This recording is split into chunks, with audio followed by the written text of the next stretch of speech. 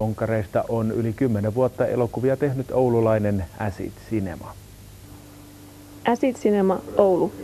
3 intohimoisen elokuvafriikin rakas harrastus, joka sai pari vuotta sitten uutta potkua, ryhmän hankittua uudet digitaaliset välineet. Digitalisoituminen tasa-arvostaa sitten loppujen lopuksi on kauheasti kaikkia tekijöitä.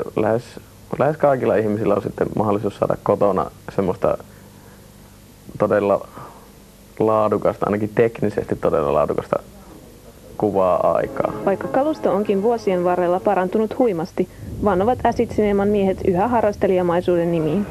Musta tuntuu, että ihmiset vaan haluaa nähdä kuvaa, joka näyttää siltä, että ne vois kuvata itsekin sitä kotivideokameralla. Semmoisessa formaatissa, kun esittää fiktiota, niin se muuttuu paljon todellisemmaksi.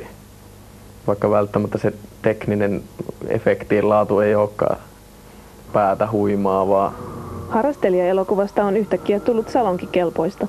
Nyt amatöörielokuvat kelpaavat niin elokuvafestivaaleille kuin televisioonkin. Pääasiallisena levityskanavana säilyy kuitenkin yhä internet. Sivulla kävijöitä on toistakymmentä tuhatta. Tässä viimeisen vuoden aikana on ollut lehtihaastatteluita, on tullut paljon. Paljon on ladattu näitä videopätkiä sieltä. Ja nyt ulkomaille.